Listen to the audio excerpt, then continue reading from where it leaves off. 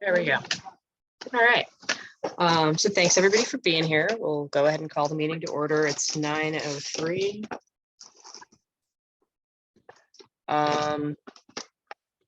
Anyone for public comment?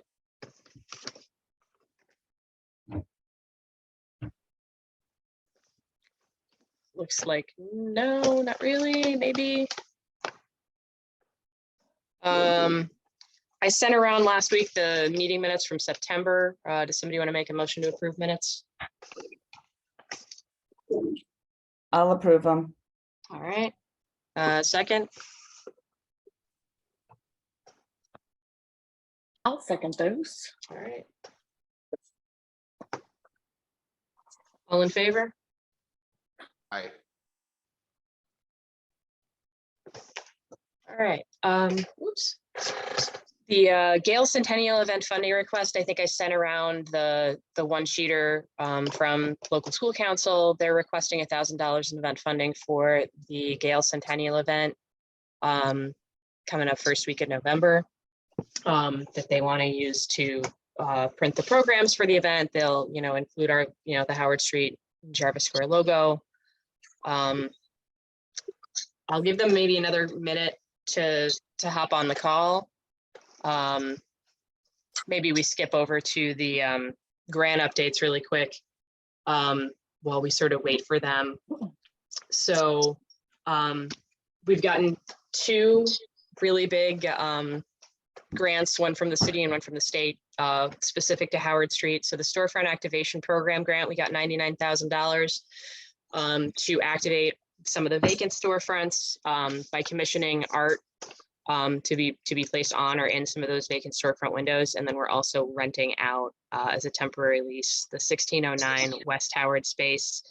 So this is the former I Am Beauty, which is like 3,000 or 4,000 square feet for a pop-up art studio that's going to be run by several artists and residents that we're going to be working with. So Barrett Keithley from Paint the City, who worked with us a bit on Chalk Howard Street, is going to be part of it. And then also Jessica Juarez, who has a background in clinical counseling in addition to being an artist.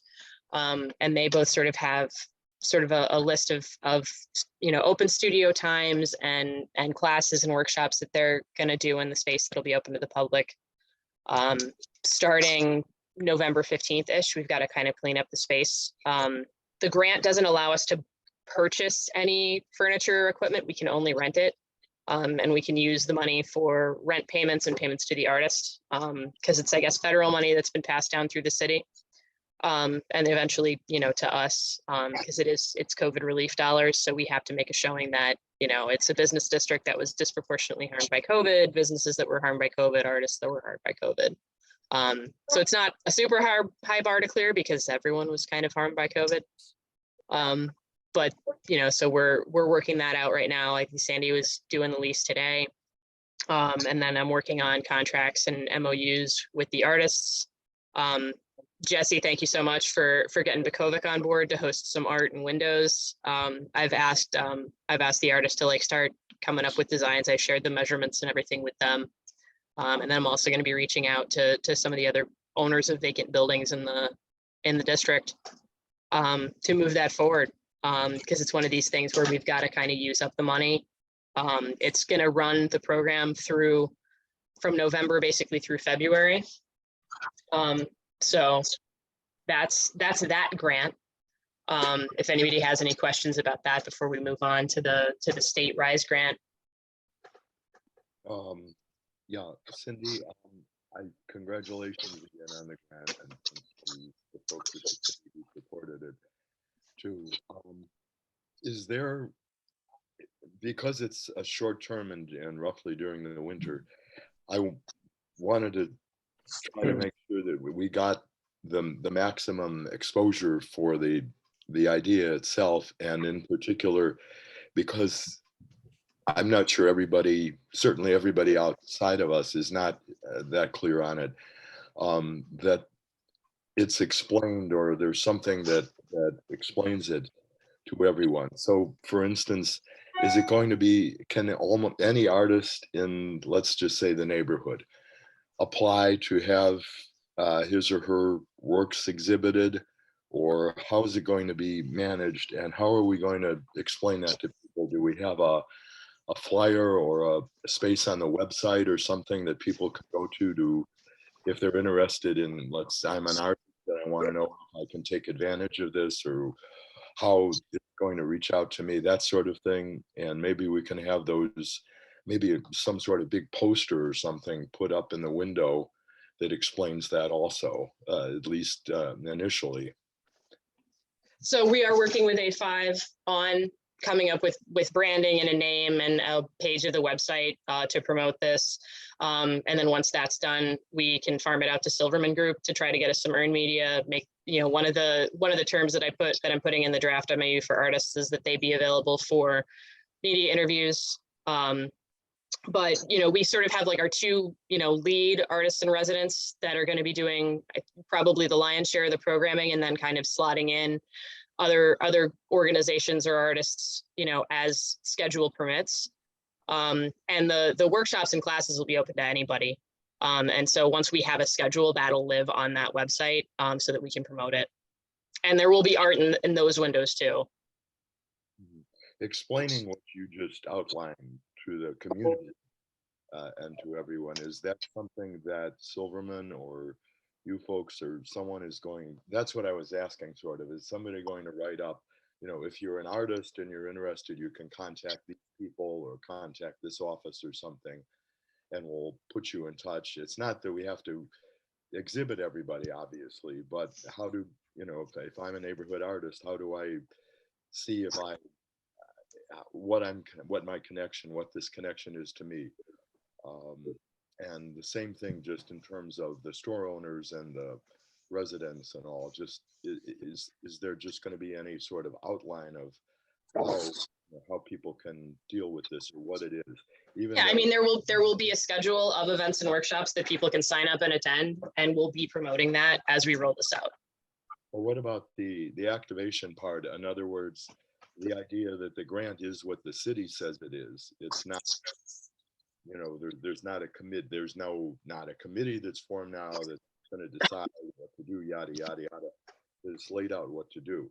I just want to make sure that everybody, other than the community, understands that, so that there's no misinterpretation, there's no resentment or anything like that of, well, I'm an artist, nobody ever contacted me about this, things like that. Yeah, I mean, there are limits, like, there's only so many windows that we can put art in. And, I mean, we have to be intentional about, not wanting it to be a too many cooks problem, but we are emphasizing artists of color. Both of our artists in residence are artists of color. So, we did make those selections like with an eye towards that. And we want it to be, the events and everything are open to whoever in the community wants to be part of it. So, can I interject something? Yeah, what's up? So just to let the commission know that they would actually have to submit a FOIA to us. And the city can help vet that, because that does happen a lot, David, where people get a little disgruntled about either not knowing or didn't get picked or something like that. So that's why we always say to make sure that you have your scoring card or what have you, whatever mechanism that you use, that you have it on hand. And if you get somebody like that, you can send them to City Hall and then they'd have to complete the FOIA form, which we have to respond within, I think it's 7 to 10 days or something like that. And then that's when we come to the commission or whomever it is, or, to help vet that. Yeah. So that may be a little helpful. That's very good. And one thing that might help allay that again is just something that can go on.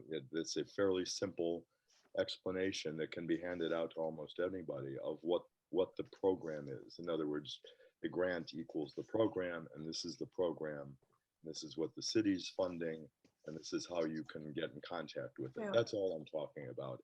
But yeah, and David, oh, sorry, David, this is John Harris from A5. We'll work with Cindy and the RPBA team on creating that explanation and overview that you described.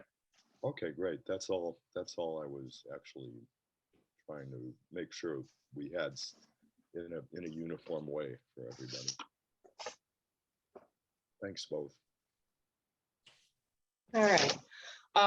The next one, the RISE grant, so that's the state grant. It stands for Research and Innovation to Spur Economic Development, I think it's an acronym, but basically that's a grant from DCEO at the state level to do like basically a post-COVID economic development like recovery plan for the Howard Street corridor from Sheridan to Western, including both Chicago and Evanston.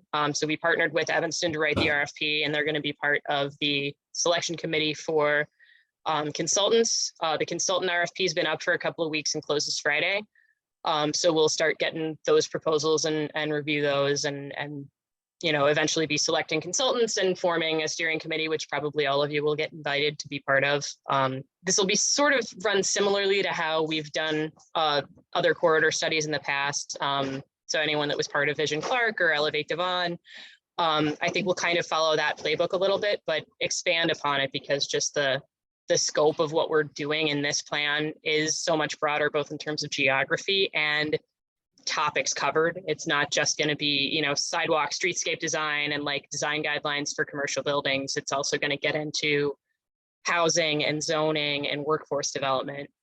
And with an eye and public safety too, obviously, like with an eye toward, you know, guiding Howard Street through like this post-COVID era. And, you know, once we have a plan, you know, we can use that to hopefully get more funding, which is really exciting.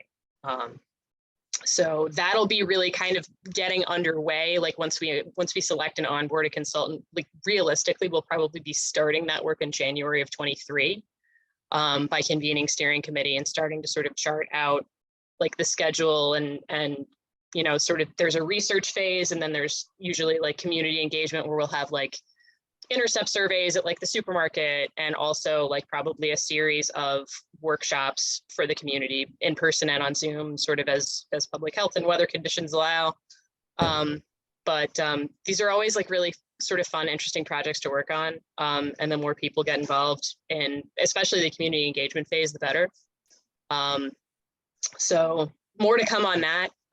We'll see like what kind of proposals we get and how many. Yeah. Cindy, is Evanston involved from the beginning? Yeah, they wrote about half the RFP and they'll be on the interview panel. What a great victory for Howard Street and SSA 19 and Chicago and Evanston, Cindy. Well done. Well done. Thank you. Yeah, we were the only Chicago area applicants that were awarded funding. Pretty much everything else was suburban or downstate. Wow. So really, really big win. That was another $99,000-ish grant amount. So it's going to be, I'm excited to start on the project. John, can you work in the same way we talked about with the storefront activation? Can you folks help to put together again another just sheet that would explain that from now to the future for everybody about, again, like you said, the overview and the structure and so on? I think RPBA has a lot of that, and Cindy, we could support what you already have if it needs to be distilled for the Howard Street and Howard Street website and for social media. We could create some little sound bites if that would be helpful to you, Cindy. And if you've already got it, then fantastic. Potentially, and I know, you know, I mean, we haven't seen proposals yet from consultant teams because they're due Friday.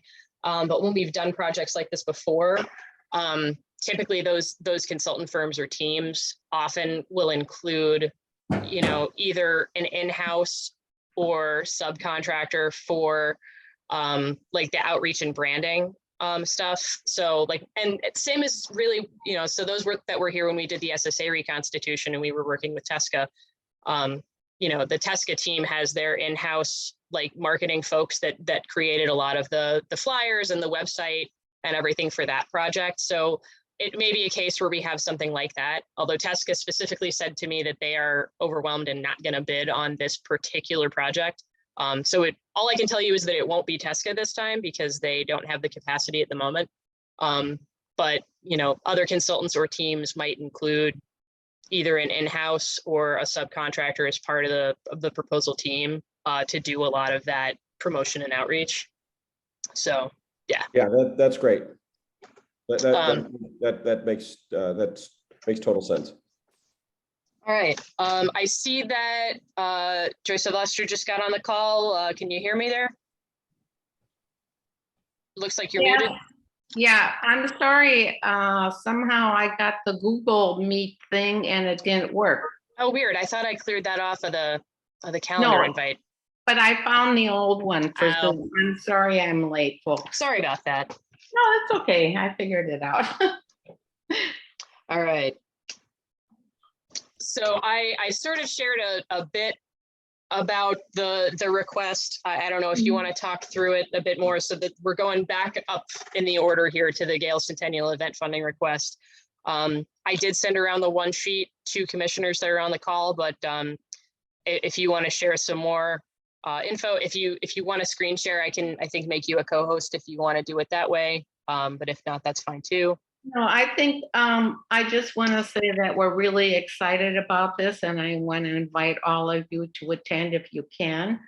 Of course, it's the 10th of November from 4:30 to 6:30.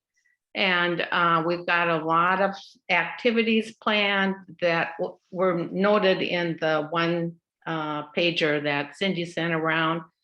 I just wanted to tell you that the kids are really in it and the teachers are really in it. And I think the 1 hour program we've got planned is really centered on the students.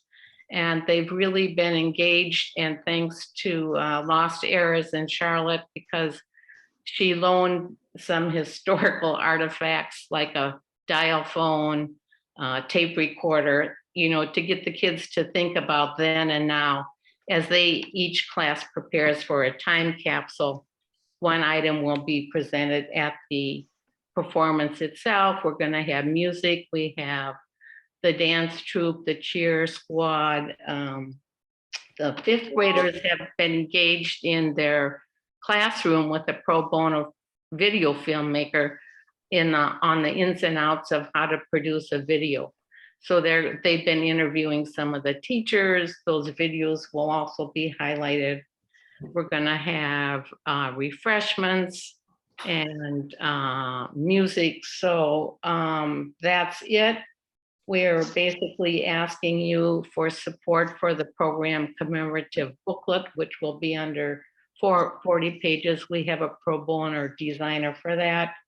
Northwestern has contributed about $2,200 for T-shirt promotion and promotion materials photographer.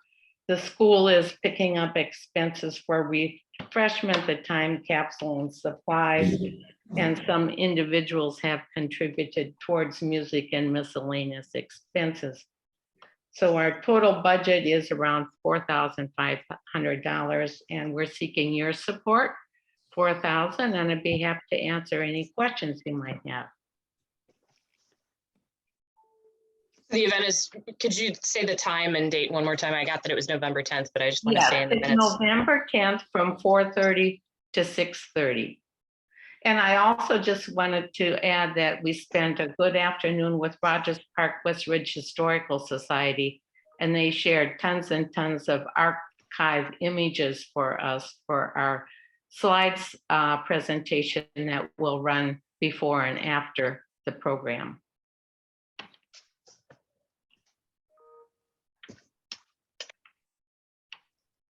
Any questions?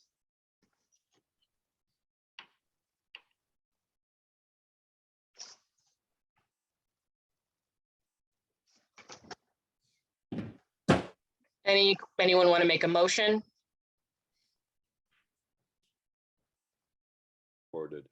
I do have Joey.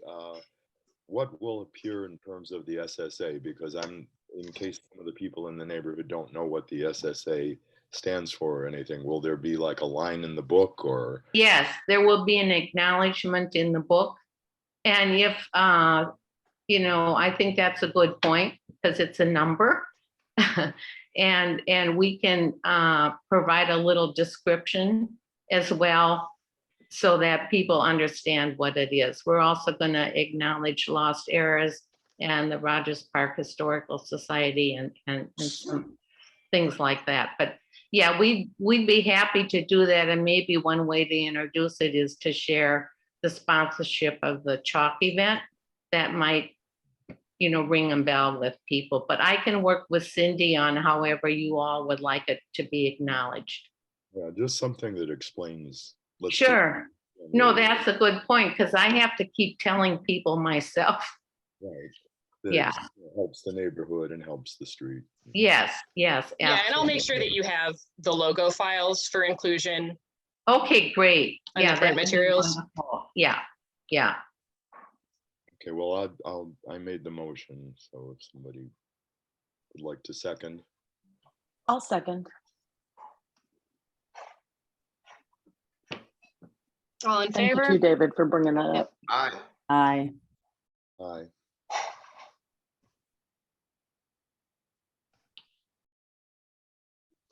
All right. Well, great. So Joey, we'll connect offline. I'll get Yes. you. I'll trade you I'll trade you logo files for like maybe an invoice and probably also a W-9 so that Yeah. we know how to make the checkout too. Sure, that'd be fine. Yeah, absolutely. And thank you. And I hope to see you all there. Thank Please, you. please come. There'll also be a time for everybody to sort of walk the halls and check out our rooftop garden in the annex building as well. If you haven't been up there, it's a lovely space. So, Yeah, Wow. and if you've got also like a poster or a social media graphic or event, I can turn that around to John and Julianne to get that on social media as well. yeah, I'll get that sent to you. I Okay. have both. Can we also just make, when you two do it, just make sure, it would be good to say that the SSA, just point out it includes Howard Street and Jarvis Square. Both. Oh, right, because that's. We'll be using the new logo, the Howard Street and Jarvis Square. We are sort of rotating that in for everything. Okay, I'll wait. Go ahead.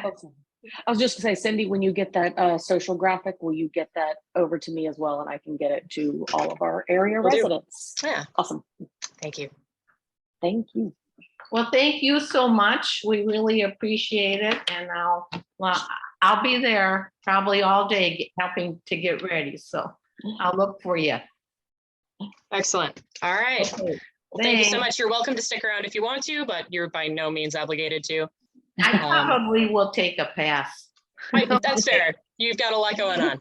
Yeah, okay. Thanks, All and right. congratulations again on the 2 grants. Thanks. Yeah. Yeah, maybe well, I will hear that. Maybe I'll stick around. Is that going to be next? I mean, we kind of covered a lot of it, like, sort of Oh, while we were okay. waiting on you, but I do expect that you'll be hearing more about both of those and opportunities to be getting involved, especially. So the RISE grant is going to be kind of kicking off for sort of the public facing piece of it in January of 2023. We'll be forming a steering committee of neighborhood stakeholders probably once we onboard a consultant and sort of chart like what the schedule of the project's going to be. Okay.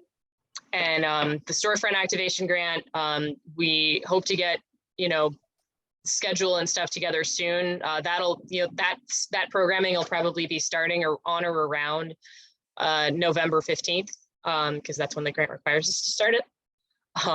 But there'll be a lot of different like workshops, open studio time, art making sort of opportunities that we're looking forward to hosting with our artists and residents at the 1609 West Howard space. And we will be promoting that in the community for anyone that wants to be part of it to Yeah, come that out. sounds great. That sounds great. Yep. All right. Awesome. Thank you. Yeah. All right. The Cindy, last. I put a message in your chat, so just when you get a chance, go ahead, proceed. Yeah, and yeah, so the school is, so they share the space with like the William White Fieldhouse, so it is like within. Okay. Yeah. Thank you. All right. Yep. All right. So, the last couple of items on here that I wanted to sort of discuss. So Halloween, It's a Monday this year. The Park District is doing the trunk or treat at William White. I hadn't signed up to be part of that yet, although we have done it in all of the, most of the prior years since I've been here. And I feel like every single time we've had to move to the gym because it's rained or snowed. But I just sort of wanted to, to mention that to you guys, because we probably will buy a bag of candy or two, and like I'll post up there during the afternoon. I didn't push to do the business trick or treat this year because there's a lot fewer businesses within walking distance now than there used to be. And even when we had more of a concentration of businesses on the block, the turnout wasn't like super stellar. Like people had candy left over and they didn't have as many kids coming through. So I think rather than try to coattail off of trunk or treat, let's just try to support what's already going on. Especially since it falls on a weird weekday this year. And then we can sort of, recollect and envision, sort of what we wanted to do with it for next year, which next year I think it's a Tuesday. And part of it too is just sort of where we're at with budget because of the tax deadline getting delayed. Because RPBA is sort of still kind of floating us until the tax revenues do start to come in, which they're telling us now might be November or December, which is an improvement over the prior forecast of January. But just sort of, something to be aware of. But I think that is, what we're going to do for Halloween, and that'll be like under $100 worth of like just buying a couple bags of candy. So I don't even technically need commissioner approval for that, but I wanted to let you know that we're doing it. Because the trunk or treat event is at William White from like 3 to 5. It's an after school thing. And then I did want to talk with everybody about Chalk Howard Street 2023. We probably should start talking about picking a date for next year. I think, part of it'll hinge on, seeing what other events are going on, like figuring out like, when is Lollapalooza? And like, when are all of the other street fests that are happening? Like, I don't know if dates are out yet for like market days and some of those other big ones. But I think August was good. We were having the festival after school had kind of already started, which I was initially like a little bit nervous about because it's like, oh, it's not really summer then. But I think it was good in that, you don't have people out of town. Everyone's in the neighborhood. They're not traveling on vacation. So, and it's not as hot as when it was held in July. So I think I am going to push to do late August again, unless anybody has any like objections to that. No, Lollapalooza is always the first weekend in August. Yeah. So I know that one. So we won't run into that one. And then like market days is what, usually like the second or third week of August? It's like either in the the middle. first or second. It just depends. Yeah. I think the one that I'm more concerned about avoiding conflict with is probably Glenwood Arts Fest. And I'll just reach out to Al and see if we have a date for that. Mhm. And I think that's usually the third. Yeah. So.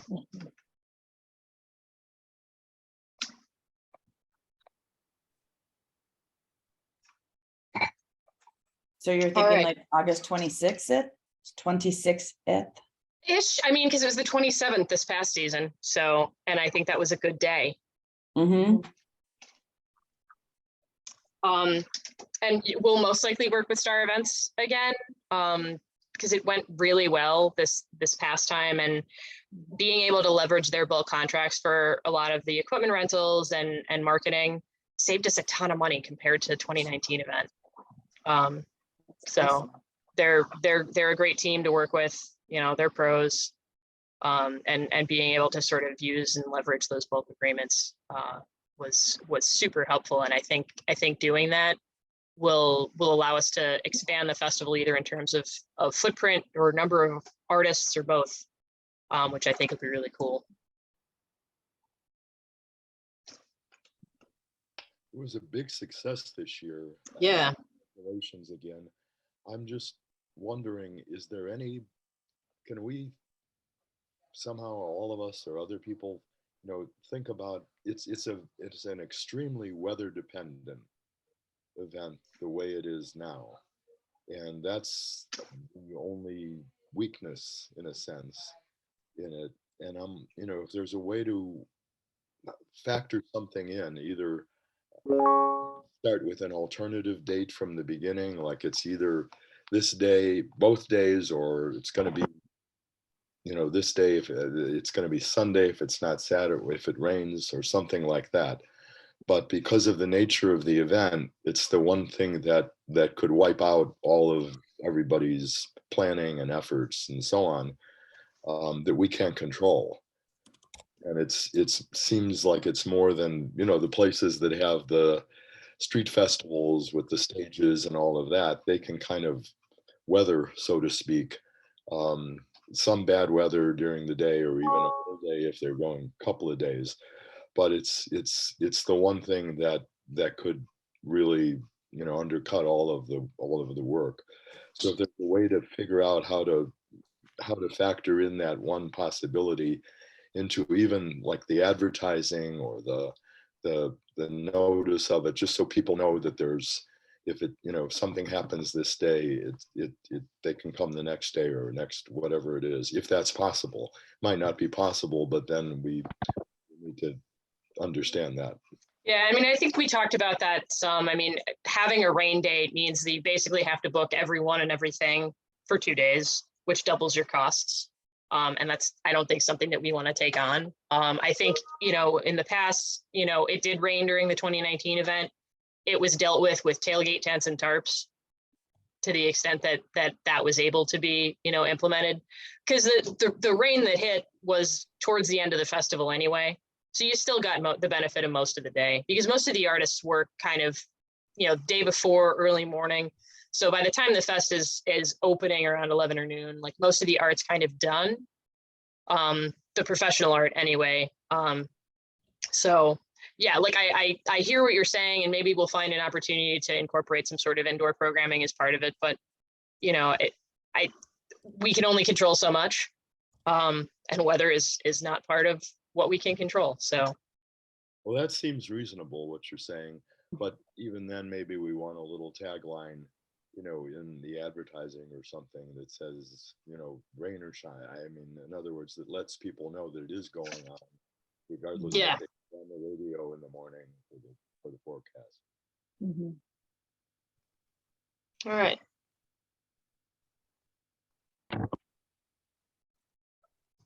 All right, it is 9:36. That's we've kind of hit everything that I had on this agenda. I did send around the social media and website traffic reports from John and Julianne with everybody. I mean, in a nutshell, basically, our traffic and social media engagement kind of peaked around Chalk Howard, which we knew that it would, and then kind of, fell off and plateaued, which, isn't, I don't think, a surprise to anybody. But I think once we're up and running with the storefront program and some of these other things around the holidays, especially, like, I think we'll have some good content and stuff to promote in the coming months that I think will, hopefully cause that traffic to spike again, I think is the hope. So, yeah. Because one of, with city grants and any grants really, but you have to sort of put it, submit your work plan and your deliverables. And one of our deliverables is, website traffic and social media engagements and, all of that. So, and then, John and Julianne, I don't know if you have anything to add sort of, beyond that. I wanted to keep this meeting kind of brief because I know it's, not the regularly scheduled day. Yeah, I can jump in, Cindy. Everything that you said regarding Chalk Howard and the spikes that we saw in August was absolutely correct. And then, so September, just a little bit of a dip to be expected. And yeah, we'll look forward to promoting additional events in the future to increase that traffic, the website, as well as engagements on social media. Yeah. Before we wrap, 2 events that are coming up this week, which might actually overlap some. Thursday night is our outdoor movie night on Jarvis. We're doing Rocky Horror in honor of Halloween. there will be prop kits available for purchase, as I understand. We're going to do the big inflatable screen again. It'll be, I think, chillier than the weekend was, but I think still pretty good weather. And then, although the beat meeting, the police beat meeting was this past week. But I also wanted to share that also on Thursday night before Rocky Horror from 6 to 7 is the Zoom meeting for the 24th District Community Conversations and Strategic Plan session. So not specific to our beat, but for the whole 24th District, for folks to chat with the 24th District Police leadership about priorities for 2023. I think some of you may have been at the ones that they did last year. I'll send around the meeting info for that. But I always say this, I think it's important to have Howard Street businesses represented whenever the police do stuff like this, particularly, with the issues that we've been having with some of the crime and drug activity on Howard. It's important for them to hear from you.